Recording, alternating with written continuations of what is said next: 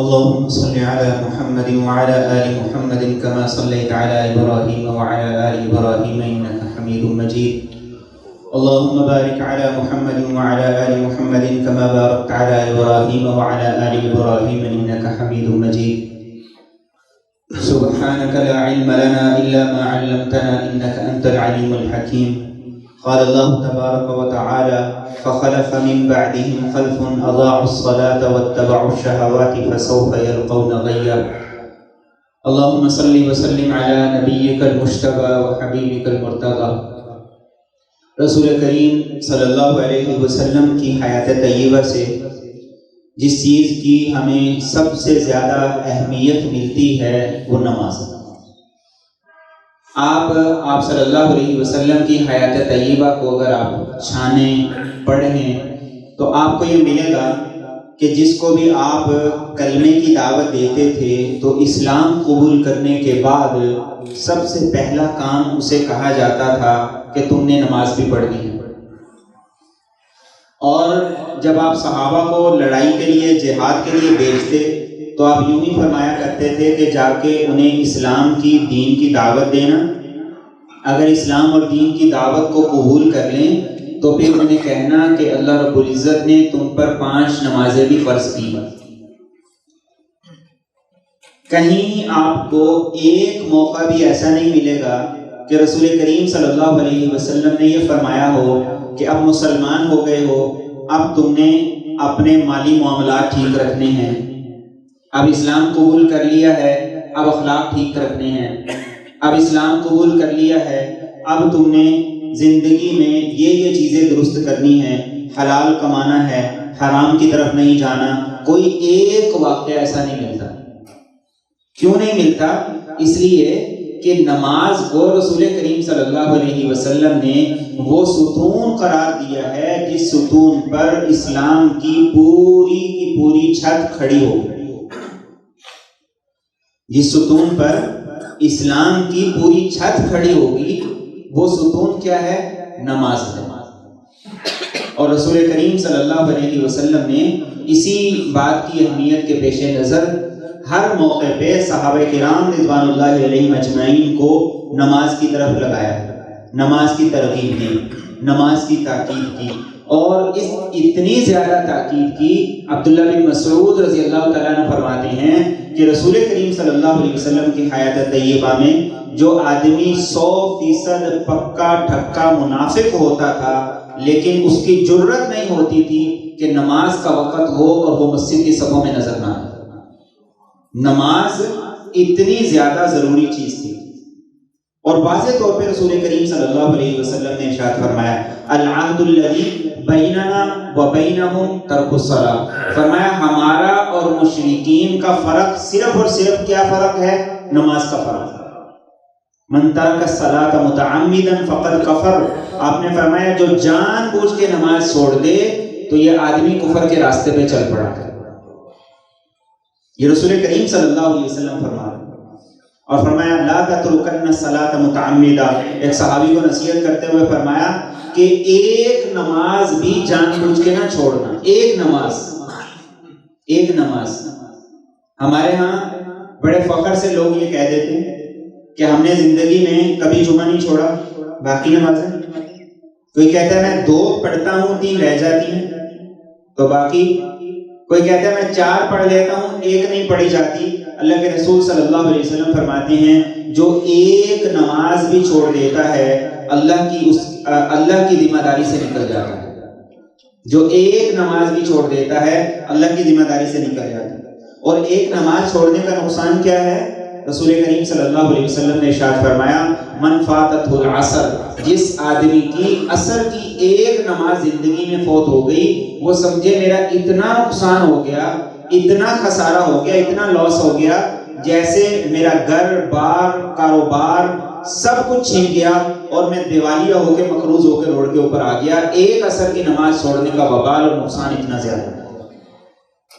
لیکن ہماری آنکھیں وہ نہیں دیکھتی جو میرے اور آپ کے نبی صلی اللہ علیہ وسلم کی نظریں دیکھتی تھی. ہماری آنکھیں ویسا نہیں دیکھ سکتی ہیں. اور آپ صلی اللہ علیہ وسلم نے اسی لیے ہمیں سب سے زیادہ اس بات کی طرف متوجہ کیا کہ اپنی زندگی میں سب سے اہم جس کام کو سمجھو وہ نماز ہے۔ جس کی زندگی میں نماز نہیں ہے اس کی زندگی کا کوئی عمل ٹھیک ہو ہی نہیں سکتا، اور اگر وہ نظر آئے گا تو وہ سوائے دھوکے کے اور کچھ نہیں۔ اگر نظر آئے گا بھی کہ نماز چھوڑ کے اس کی زندگی کا یہ پہلو بڑا ٹھیک ہے، تو وہ ٹھیک نظر آنا صرف ایک دھوکہ۔ اور جب تک نماز معاشروں کے اندر قائم نہیں ہوگی، معاشرے کے اندر خیر نہیں پھیلے گی، معاشرے کے اندر خیر نہیں آ سکتی۔ آج ہماری حکومتیں بن رہی ہیں، صوبائی بھی بن رہی ہیں، قومی بھی بن رہی ہیں، اور سارے کے سارے کیا کہہ رہے ہیں؟ ہم یہ کر دیں گے، ویسا کر دیں گے، ویسا کر دیں گے۔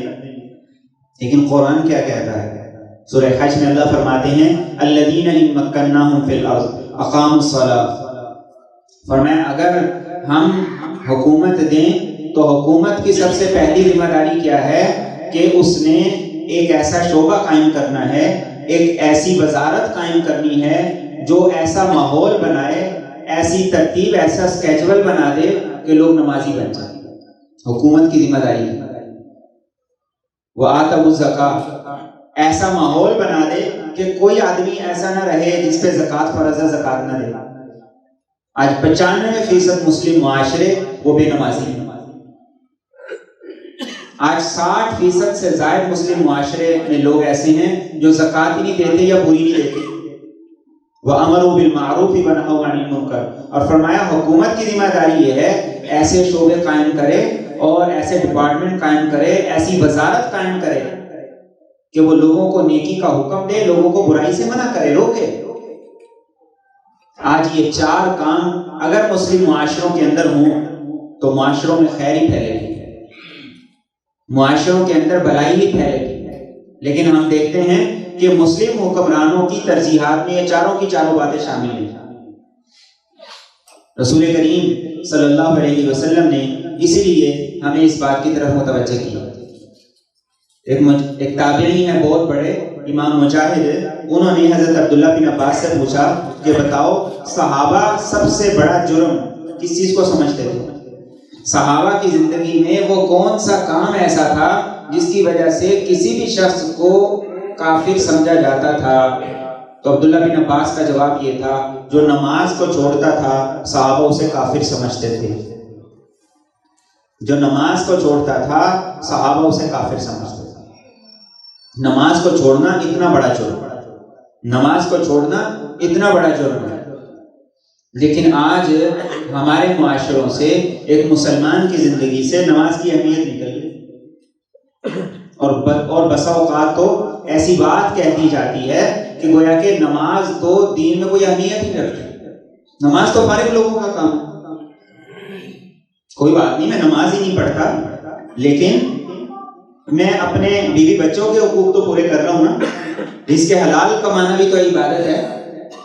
آج یہ جملے ہمارے کانوں کی سماعتوں سے ٹکراتے ہیں کہ اس بات کا احساس بھی ختم ہو گیا کہ میں نے اللہ کا ایک حق نہیں مارا، میں دن میں 5 مرتبہ اللہ کا حق مارتا ہوں اور احساس ہی نہیں، اور میں مسلسل اللہ کے معاملے میں حق تلفی کا مرتکب ہو رہا ہوں، احساس ہی نہیں۔ میری زندگی میں مسلسل اللہ کے معاملے میں کوتاہی چل رہی ہے اور اس چیز کا افسوس ہی نہیں۔ اسی لیے قرآن کریم نے جب ہمیں منافق کی علامتیں بتائیں تو ان علامتوں میں سے ایک علامت بتائی وَإِذَا قَامُوا إِلَى الصَّلَاةِ قَامُوا كُسَالَىٰ، فرمایا منافق کی ایک نشانی یہ ہے کہ وہ نماز میں سستی کرتا ہے، نماز میں لاپرواہی کرتا ہے۔ اور قرآن کریم نے کیا کہا فَخَلَفَ مِن بَعْدِهِمْ خَلْفٌ أَضَاعُوا الصَّلَاةَ وَاتَّبَعُوا الشَّهَوَاتِ، فرمایا انبیاء کے دنیا سے جانے کے بعد معاشروں میں جو خرابی آئی وہ خرابی کیا تھی کہ نمازوں کی سستی پیدا ہو گئی۔ اور قرآن کا یہ بیان ہے جس معاشرے میں نماز کی سستی ہوگی، جس معاشرے میں نماز کی سستی ہوگی وہ معاشرے خواہش پرست بن جائیں گے، وہ رب کی مخالفت میں حد سے آگے گزر جائیں گے، وہ اپنے رب کے حکم کو توڑنے میں ایک دوسرے سے مقابلے بازی کریں گے۔ یہ قرآن کا اعلان اور بیان ہے۔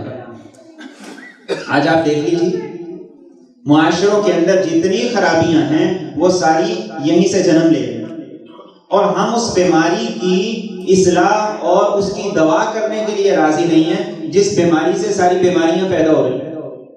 ایک شوگر کا مریض ہے، وہ آنکھوں کا علاج کرواتا رہے لیکن شوگر کا علاج نہ کروائے۔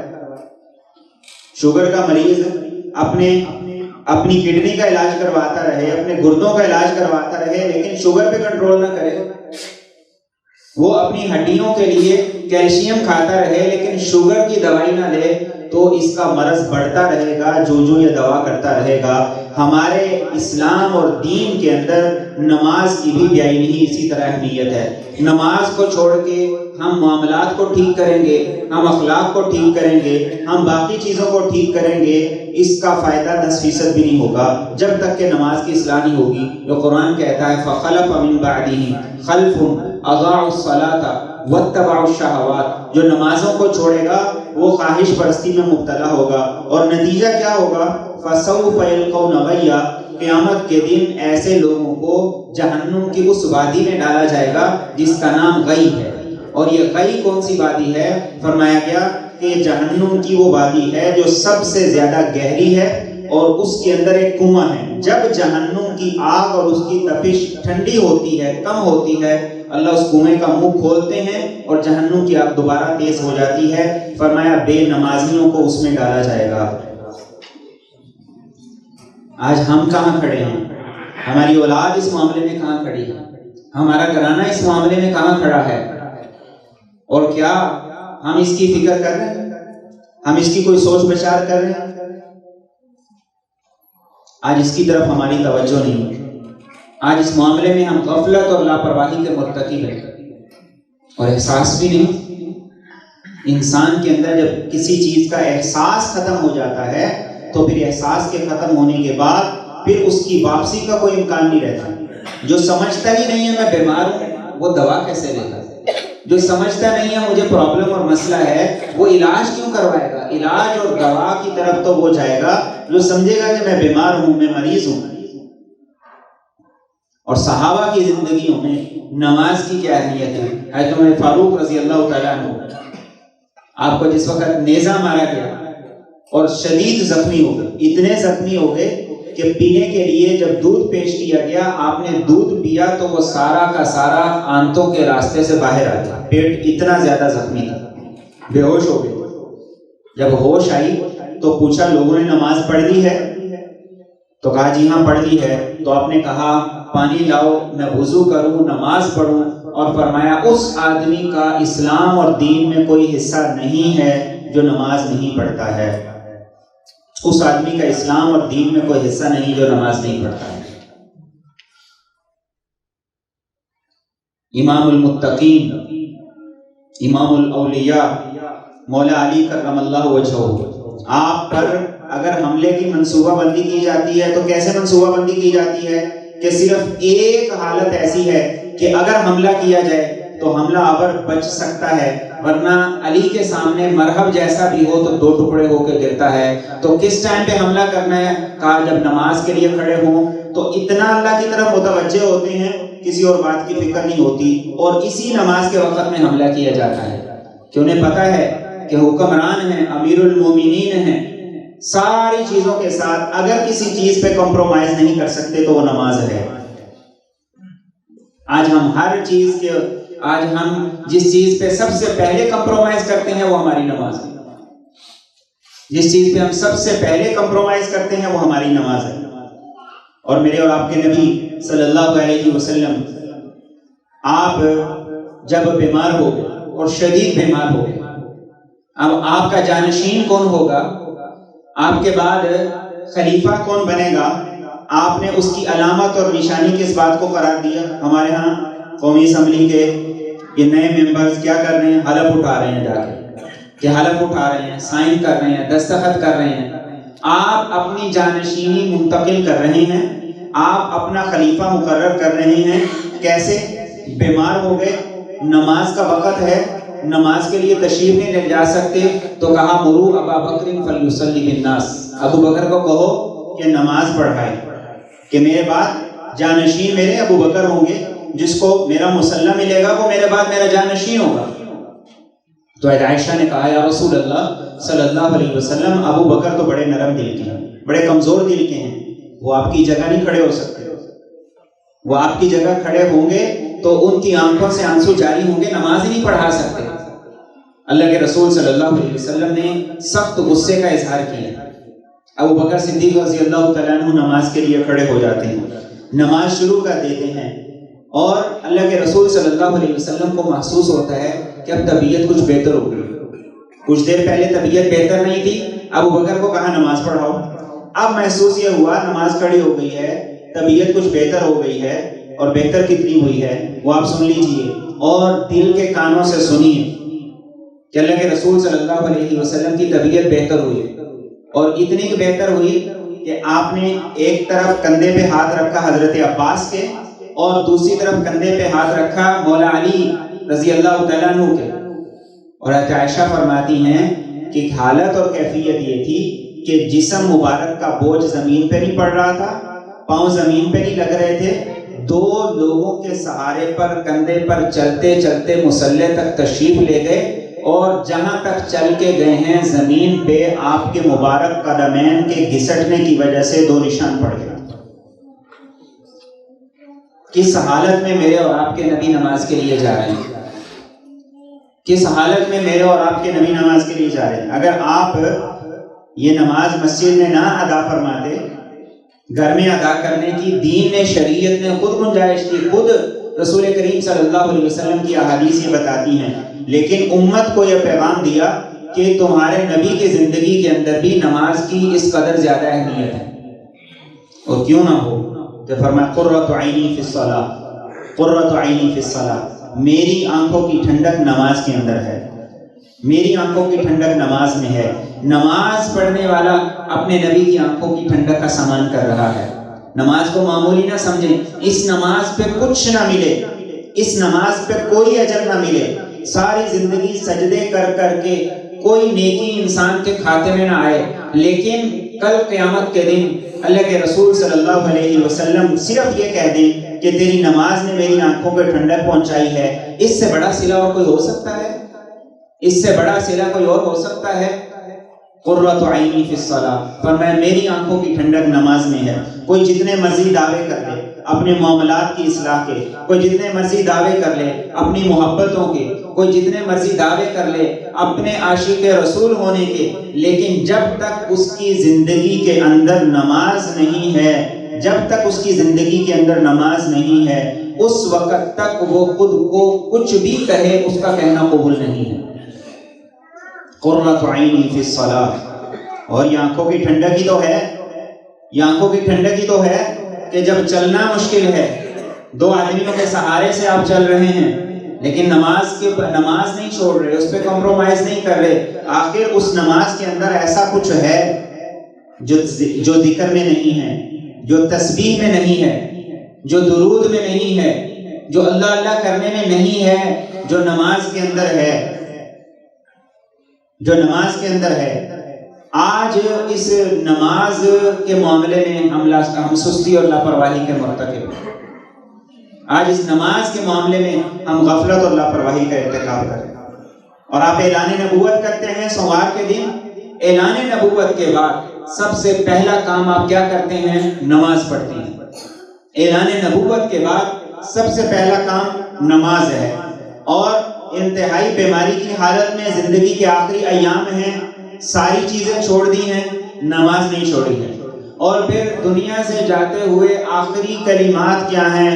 الصلاۃ الصلاۃ الصلاۃ. میری امت نماز پڑھنا، میری امت نماز پہ کمپرومائز نہ کرنا، میری امت نماز پہ سمجھوتا نہ کرنا، نماز کے معاملے میں سستی لاپرواہی کا ارتکاب نہ کرنا. 3 مرتبہ یہ جملہ ارشاد فرمایا. کس لیے ارشاد فرمایا؟ کہ امت نماز کی اہمیت کو سمجھ جائے، امت نماز کی اہمیت کو سمجھ جائے، امت نماز کو کسی حال میں نہ چھوڑے. اور قرآن نے کیا کہا ہے؟ قرآن نے کہا ہے کہ اگر دشمن کا خوف ہے، دشمن کا خوف ہے اور تم نماز مسجد میں نہیں ادا کر سکتے، باجماعت نہیں ادا کر سکتے، فرجالن اور رکبانا، تو سواری پہ نماز ادا کرو، نماز چھوڑنی نہیں. دشمن کا خوف ہے، تم کھڑے ہو کے نماز نہیں ادا کر سکتے تو نماز کی نیت باندھ لو، چلتے چلتے نماز ادا کرو، نماز نہیں چھوڑ سکتے. دشمن کا خوف ہے ایک ہی جگہ امامت کرنے والے جناب نبی کریم صلی اللہ علیہ وسلم ہیں اور مسلمان باجماعت نماز نہیں پڑھ سکتے ہیں، تو کہا آدھی نماز آپ صلی اللہ علیہ وسلم کے پیچھے پڑھیں اور دوسری آدھی نماز آپ کے پیچھے پڑھیں۔ دشمن اس طاق میں ہے کہ مسلمان غفلت کے مرتکب ہوں، ہم حملہ کریں۔ اللہ کہتے ہیں ٹھیک ہے، جان چلی جائے گی، نقصان ہو جائے گا، لیکن نماز نہیں چھوڑنی ہے، خوف کی حالت میں بھی نماز پڑھنی ہے۔ تو جب ان کنڈیشنز کے اندر بھی نماز کے معاملے میں اللہ کوئی چھوٹ نہیں دے رہے ہیں، تو پھر ہم عام حالات کے اندر جب صحت مند ہیں، تندرست ہیں، توانا ہیں، زندگی کی ساری سہولتیں ہمارے پاس ہیں، پھر ہم نماز پہ کمپرومائز کر جائیں تو ہمارا عذر کیا ہے؟ ہمارا عذر کیا ہے؟ ہم اللہ کو کیا جواب دیں گے؟ اور وہ کام جس پہ کوئی پیسہ نہیں لگتا، وہ کام جس کے لیے انسان کے جس کے لیے کوئی لمبے چوڑے لوازمات نہیں، یہ سارے کے سارے کام یہ صرف اور صرف کس لیے ہیں کہ قدر نہیں۔ اللہ کے رسول صلی اللہ علیہ وسلم تو نمازوں میں باقاعدہ حاضری لگایا کرتے تھے۔ صحابہ فرماتے ہیں فجر کی نماز آپ پڑھ لیتے تو پوچھتے وہ فلاں آدمی مدینہ میں ہی ہے کہ کہیں باہر گیا ہوا ہے؟ صحابہ کہتے ہیں مدینہ میں ہی ہے۔ تو پوچھتے پھر نماز کے لیے کیوں نہیں آیا؟ فلاں کیوں نہیں آیا؟ فلاں کیوں نہیں آیا؟ اور حاضری کب لگتی ہے؟ جب 95% موجود ہو، 5% غیر حاضر ہو۔ جہاں 4% موجود ہوں، 96% غیر حاضر ہوں، تو وہاں حاضری کا کیا مطلب؟ وہاں تو حاضری کا کوئی مطلب ہی نہیں ہے۔ آج اس بات کی ضرورت ہے کہ ہم مساجد کے اندر حاضری رجسٹر رکھیں، لوگوں کے پیچھے جائیں، ان کے گھروں میں جائیں اور ان کو نماز کے لیے لے کر آئیں، اس لیے کہ اگر یہ نماز ٹھیک ہوگی تو سارے کے سارے دین کی اساس اور بنیاد ٹھیک ہوگی۔ اس لیے کہ قرآن یہ کہتا ہے کہ صرف نماز کے اندر اللہ نے یہ خصوصیت رکھی ہے، صرف نماز کے اندر میرے رب نے یہ خصوصیت رکھی ہے، تنہا عن الفحشاء والمنکر، معاشرے سے بے حیائی بھی نماز سے ختم ہوگی اور معاشرے سے تمام گناہوں اور منکرات کا خاتمہ صرف نماز کے ذریعے سے ہوگا۔ یہ قرآن کا اعلان ہے۔ بے نمازی آدمی وہ کہیں بھی چلا جائے، وہ کتنی ہی اچھی صحبت کیوں نہ اختیار کر لے، وہ یہ دعویٰ نہیں کر سکتا کہ میں تمام گناہوں سے اور تمام برائی اور بے حیائی کے کاموں سے بچ سکتا ہوں۔ یہ نماز کے اندر خصوصیت رکھی ہے اللہ نے۔ نماز ہے جو زندگی کو بناتی ہے، جو معاشروں کو بناتی ہے، ان کی اصلاح کرتی ہے۔ آج اس کی قدر ہمارے اندر سے نکل گئی۔ اور رسول کریم صلی اللہ علیہ وسلم ماہر نفسیات بھی تھے۔ آپ نے صحابہ کو ایک موقع پہ فرمایا اگر تم میں سے کسی آدمی کو یہ پتہ چلے کہ میں نماز کے لیے جاؤں گا اور مسجد میں جا کے مجھے مچھلی کی بوٹی ملے گی تو وہ ضرور نماز کے لیے جائے گا۔ اگر اسے پتہ چلے میں مسجد میں جاؤں گا اور نماز پہ جا کے مجھے بہترین اعلیٰ قسم کے 2 پائے ملیں گے، فرمایا نماز کے لیے وہ ضرور جائے گا۔ یہ دونوں باتیں رسول کریم صلی اللہ علیہ وسلم نے ارشاد فرمایا۔ کیوں؟ اس لیے کہ ان چیزوں کی اہمیت سامنے ہے، ان چیزوں کی قدر سامنے ہے، ان کی ویلیو سامنے ہے۔ اتوار کے اتوار ہمیں کسی نے کہا ہو کہ غنی کے پائے کھلاؤں گا، صبح اٹھتے ہیں نہیں 6:30 بجے، اس کو بھی جا کے اٹھاتے ہیں، بھائی اٹھ جو، غنی والا انتظار کر رہا ہے کہیں چلا ہی نہ جائے۔ وجہ کیا ہے؟ فرق کیا ہے؟ قدر کا فرق ہے، ویلیو کا فرق ہے، اس کی قدر کا پتہ ہے، اس کی ویلیو کا پتہ ہے، لیکن نماز کی قدر اور ویلیو کا نہیں پتہ۔ اور قرآن کیا کہتا ہے؟ قرآن کیا کہتا ہے؟ جب قیامت کا دن ہوگا، اللہ رب العزت کے سامنے اولین اور آخرین سارے موجود ہوں گے، سب حاضر ہوں گے، تو اللہ کی ایک تجلی پڑے گی جسے سورہ قلم میں قرآن بیان کرتا ہے۔ وہ تجلی کیا ہوگی؟ قرآن کریم نے کہا وہ ساق کی تجلی ہوگی۔ جب وہ تجلی پڑے گی، جتنے نمازی ہیں سب کے سب سجدے میں گر پڑیں گے، جتنے نمازی ہیں سب کے سب سجدے میں گر پڑیں گے، اور جو بے نمازی ہیں وہ بھی چاہیں گے کہ آج رب کی تجلی پڑی ہے، آج سجدے میں گر پڑیں، لیکن قرآن کریم کہتا ہے کہ وہ سجدہ نہیں کر سکیں گے، وہ سجدہ نہیں کر سکیں گے۔ خاشعۃ ابصارہم ترہقہم ذلہ، پھر نظریں جھکی ہوئی ہوں گی، شرمندہ ہوں گے، نادم ہوں گے. کیوں؟ قرآن کہتا ہے وَقَدْ كَانُوا يُدْعَوْنَ إِلَى السُّجُودِ وَهُمْ سَالِمُونَ. اس لیے کہ جب یہ صحت مند، تندرست، توانا، ہٹے کٹے تھے، آواز آتی تھی حی علی الصلاۃ، یہ اس کے لیے نہیں اٹھتے تھے، نماز کے لیے، سجدے کے لیے نہیں جاتے تھے. اب یہ سجدہ کرنا چاہتے ہیں تو اللہ کی طرف سے اس کی توفیق نہیں ملے گی. قیامت کے دن بھی ایسا ہوگا. تو آج ہم ہٹے کٹے ہیں، صحت مند ہیں، تندرست ہیں. اللہ تعالیٰ نے ہمیں دنیا کی ساری نعمتیں عطا کی ہیں، اور سب سے بڑی نعمت صحت عطا کی ہے، ہمیں زندگی عطا کی ہے. زندگی سے بڑی نعمت کوئی نہیں، زندگی سے بڑی نعمت کوئی نہیں. اس زندگی سے، یہ چلتی سانسوں سے بڑی نعمت کوئی نہیں. آج پیسے کے لیے لوگ ایمان بیچ دیتے ہیں، آج چند ہزاروں کے پیچھے لوگ بے ایمان ہو جاتے ہیں. لیکن اگر اسی آدمی کو یہ کہا جائے کہ 20 لاکھ روپیہ لے لو اور 2 فائر تمہارے دل پہ مار دیے جائیں، وہ کہے گا 20 لاکھ تو چھوڑو، 2 کروڑ بھی دو تو میں یہ سودا کبھی قبول نہیں کروں گا. کہ زندگی اتنی بڑی چیز ہے کہ وہ 2 لاکھ لے کے یا 2 کروڑ لے کے وہ اپنی زندگی پہ کمپرومائز نہیں کر رہا. تو مجھے اور آپ کو اللہ نے جو سب سے بڑی نعمت دی ہے وہ صحت کے ساتھ یہ زندگی دی ہے. تو اس زندگی کی قدر کیا ہے؟ اس زندگی کی قدر یہ ہے کہ ہم اللہ کے سامنے سر پر سجود ہوں. اس زندگی کی قدر یہ ہے. اور یہ شکر کا طریقہ ہے. نماز نہ پیسے، نماز نہ تو ثواب کے لیے ہے، فائدہ ضرور ملتا ہے، ثواب ضرور ہوتا ہے. نماز پڑھنے سے ثواب ضرور ہوتا ہے. نماز پڑھنے سے رزق کے مسائل ضرور حل ہوتے ہیں. نماز پڑھنے سے گھریلو ناشاکیاں ضرور ختم ہوتی ہیں. لیکن نماز کا مقصد ان میں سے کوئی ایک بھی نہیں ہے. نماز کا مقصد صرف اور صرف اپنے رب کی شکر گزاری ہے. نماز کا مقصد صرف اور صرف اپنے رب کی شکر گزاری ہے. جس دن ہم یہ بات سمجھ جائیں گے تو ہماری پیشانیاں سجدے میں پڑی رہیں گی، وہ سجدے سے نہیں اٹھیں گی. کہ ہم اپنے رب کا شکر ادا کرنے والے بن جائیں.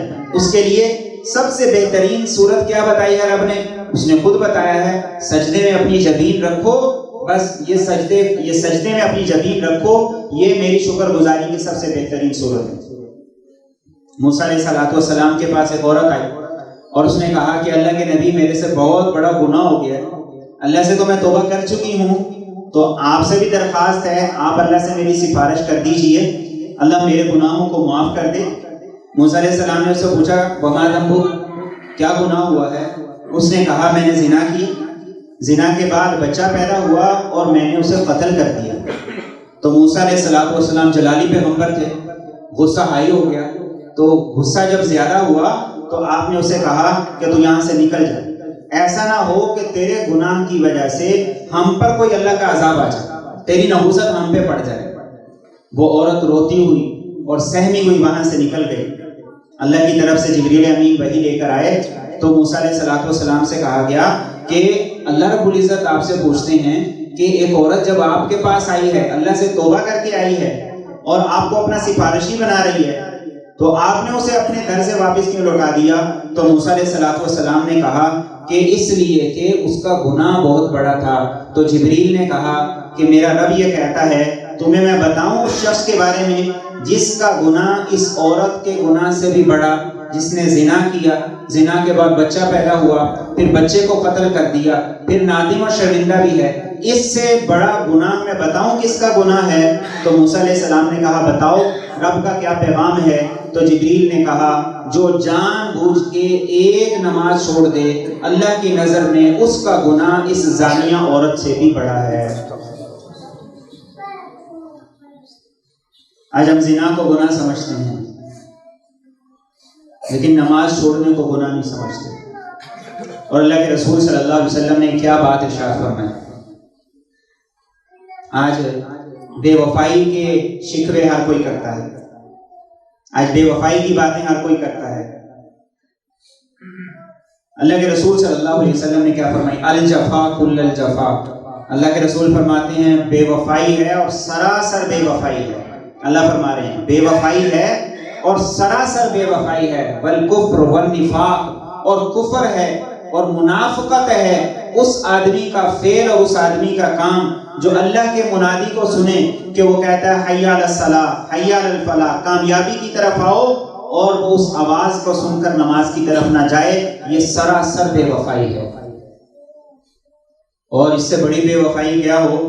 جس رب نے سب کچھ عطا کر دیا، جس رب نے ساری نعمتیں عطا کر دی، جس رب نے نعمتوں کی موسلادھار بارش کر دی، آج اس رب کے سامنے سجدہ ریز ہونے سے ہم لوگ قاصر ہیں، آج اس کا حق ادا کرنے سے ہم قاصر ہیں۔ رسول کریم صلی اللہ علیہ وسلم نے ارشاد فرمایا قیامت کے دن جو بے نمازی اللہ کی بارگاہ میں کھڑا ہوگا اس کے ماتھے پہ 3 ٹیگ لگے ہوں گے، اور ان میں سے ایک یہ ہوگا کہ اللہ کے حق کو ضائع کرنے والا، اللہ کے حق کو ضائع کرنے والا ہے۔ تو آج بطور باپ کے، بطور ماں کے، ہمیں اس بات کی فکر کرنی ہے، اپنی بھی فکر کرنی ہے، اپنی بھی فکر کرنی ہے، لیکن اپنی سے زیادہ اپنی اولاد کی فکر کرنی ہے، اپنی سے زیادہ اپنی اولاد کی فکر کرنی ہے۔ میٹرک کے پیپر شروع ہو رہے ہیں، ماں باپ کا رویہ سوچ یہ ساری چیزیں بناتا ہے۔ ماں باپ کیا کہتے ہیں بیٹے کو؟ بیٹا دوستوں سے نہیں ملنا، بیٹا باہر نہیں جانا، کسی شادی پہ جا رہے ہیں بیٹے کو گھر چھوڑ کے جاتے ہیں ہم شادی پہ جا رہے ہیں، کہیں فوتگی پہ جا رہے ہیں بیٹے کو گھر چھوڑ کے جا رہے ہیں کہ ہم فوتگی پہ جا رہے ہیں۔ کیوں؟ بیٹا تمہارے پیپر ہیں، تم نے اس کی طرف فوکس کرنا ہے، اس کی طرف دھیان دینا اور کوئی کام نہیں کرنا، جب پیپر ختم ہو جائیں گے پھر جو چاہے کر لینا۔ لیکن یہی ماں باپ نماز کے معاملے میں نہیں کہتے کہ بیٹا نماز پہ کمپرومائز نہیں کرنا، بیٹا نماز کے معاملے میں سستی نہ کرنا، بیٹا ایسے دوستوں کے ساتھ نہ پھرنا جو نماز نہیں پڑھتے ہیں۔ یہی ماں باپ ایک بچے کو نمازی نہیں بنا پاتے جو ایک بچے کو پی ایچ ڈی کر کے اور اسے ایم فل کرا کے اپنا پیٹ کاٹ کے اس کو دنیا کا بہتر سے بہتر بنانے کی کوشش کرتے ہیں۔ تو فالٹ کس کا ہے؟ اولاد کا ہے یا ماں باپ کا ہے؟ ماں باپ کا ہے۔ فالٹ کس میں ہے؟ ماں باپ میں ہے، اولاد میں نہیں ہے، اولاد میں نہیں ہے۔ اولاد میں کیپیسٹی تھی، ماں باپ نے نہیں بنایا۔ اولاد میں کیپیسٹی تھی، اتنا مشکل کام اس سے کروا دیا کہ جو ہماری لینگویج نہیں ہے اس میں اس کو پی ایچ ڈی کروا دی، اس میں ایم فل کروا دیا، ماسٹر کی ڈگری کروا دی، لیکن ایک آسان سا کام وہ نہیں کروا سکے، اس کی ذمہ داری ماں باپ پہ پڑتی ہے۔ تو آج رمضان کا مہینہ ہمیں اللہ عطا کر رہے ہیں، اللہ ہمیں صحت کے ساتھ عطا کریں، تو اللہ تعالیٰ ہمیں عطا کر رہے ہیں تو اللہ کے واسطے سے اپنے لیے، اولاد کے لیے نہیں، اپنے لیے اپنی اولادوں کو نمازی بنا دے، اپنے لیے اپنی اولادوں کو نمازی بنا دے، اپنے لیے اپنی اولادوں کو نمازی بنا دے۔ ہم مرنے والے ہیں، اور 10 سال اور 15 سال، لیکن جب یہی بیٹا مسجد میں جا کے 2 رکعت پڑھ کے ربنا اغفر لی ولوالدی وللمؤمنین یوم یقوم الحساب کی صدائیں لگائے گا تو اس وقت قبر کے اندر جو ٹھنڈی ہوا کے جھونکے آئیں گے، پھر باپ کو پتا چلے گا کہ میں کیا دنیا میں چھوڑ کے آیا ہوں۔ آج باپ دنیا سے بعد میں جاتا ہے، اولاد پہلے دعائیں کرنی ہوتی ہے، اللہ کرے جلدی بابا جائے اور ہم اپنے کھاتے علیحدہ کر لیں۔ تو آج کسی کے لیے نہیں، اللہ کا واسطہ ہے، اور خاص طور پہ میں بیٹیوں کے معاملے میں کہتا ہوں، بیٹیوں کو نمازی تو ہر صورت بنائیں ہی بنائیں، بیٹیوں کو نمازی ضرور بنائیں کہ وہ اللہ کے سامنے اپنا مسئلہ رکھ کے حل کروانے والی بن جائیں، اللہ کے سامنے اپنا مسئلہ رکھ کے حل کروانے والی بن جائیں۔ تو آج ہم اس کی طرف آج اس معاملے میں سستی لاپرواہی کا مرتکب ہیں۔ اللہ کے رسول صلی اللہ علیہ وسلم نے جو ہمیں نصیحتیں کی ہیں، آج اس معاملے میں ہمیں کرنا ہے، ایک چیز کا عہد کر لیں، رمضان کا مہینہ آ رہا ہے، نہ نماز کے معاملے میں خود کمپرومائز کریں گے، نہ اولاد کو کرنے دیں گے، نہ خود کمپرومائز کریں گے، نہ اولاد کو کرنے دیں، تو کریں گے نا انشاءاللہ العزیز، بالکل کمپرومائز نہیں کرنا، اپنی نیند کو قربان کرنا پڑتا ہے تو کریں، بیٹے کو ساتھ لے کے آنا ہے۔ اور ماشاءاللہ ہمارے کئی نمازی ہیں جو صبح فجر کے اندر اپنے بچوں کو 3 کو 4 کو لے کے آتے ہیں، آخر وہ بھی تو بچے ہیں، وہ بھی تو نوجوان ہیں، کئی نوجوان ہیں جو باقاعدہ اذان دیتے ہیں، آخر وہ بھی تو نوجوان ہیں۔ ہمیں اس بات کی ضرورت ہے کہ ہم اپنے بچوں کو اپنے لیے، کسی کے لیے نہیں، اپنے لیے نمازی بنا دیں، زندگی بھی سکھی، دنیا بھی سکھی، آخرت بھی اچھی